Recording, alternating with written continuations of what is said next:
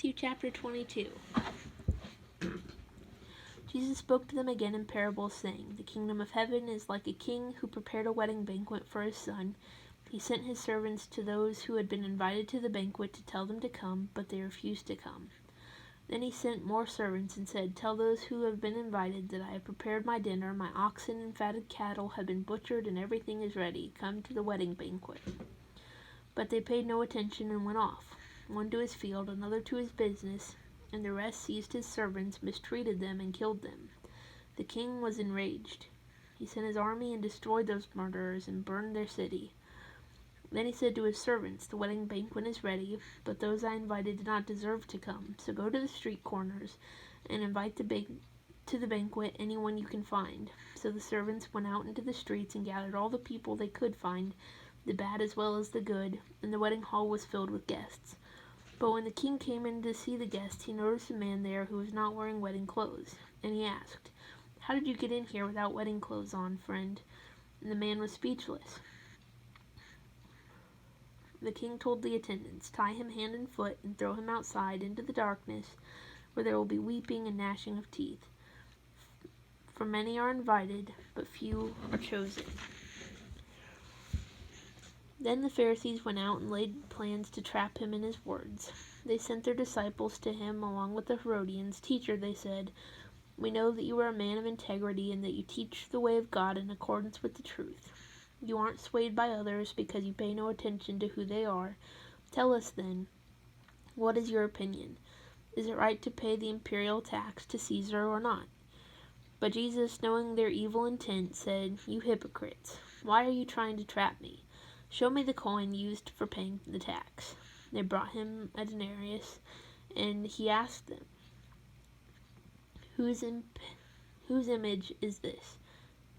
And whose inscription? Caesar's, they replied.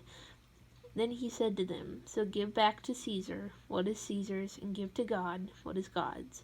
And when they heard this, they were amazed, so they left him and went away.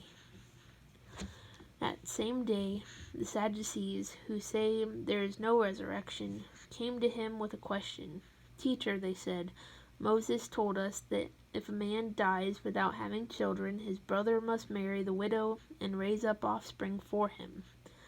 Now there were 7 brothers among us. The first one married and died, and since he had no children, he left his wife to his brother. The same thing happened to the second and third brother, right on down to the 7th. And finally the woman died. Now then, at the resurrection, whose wife will she be of the 7, since all of them were married to her? And Jesus replied, You are in error because you do not know the Scriptures or the power of God, and at the resurrection people will neither marry nor be given in marriage, and they will be like the angels in heaven. But about the resurrection of the dead, have you not read what God said to you? I am the God of Abraham, the God of Isaac, and the God of Jacob. He is not the God of the dead, but of the living. When the crowds heard this, they were astonished at his teachings. Hearing that Jesus had silenced the Sadducees, the Pharisees got together. One of them, an expert in the law, tested him with this question. Teacher, which is the greatest commandment in the law? And Jesus replied, Love the Lord your God with all your heart and all your soul and with all your mind. This is the first and greatest commandment, and the second is like it. Love your neighbor as yourself. All the law and the prophets hang on to those 2 commandments. While the Pharisees were gathered together, Jesus asked them, What do you think about the Messiah? Whose son is he? The son of David, they replied. And he said to them, How is it then that David, speaking by the Spirit, calls him Lord? For he says, The Lord said to my Lord, Sit at my right hand until I put your enemies under your feet. If then David calls him Lord, how can he be his son? No one could say a word in reply, and from that day on, no one dared to ask him any more questions.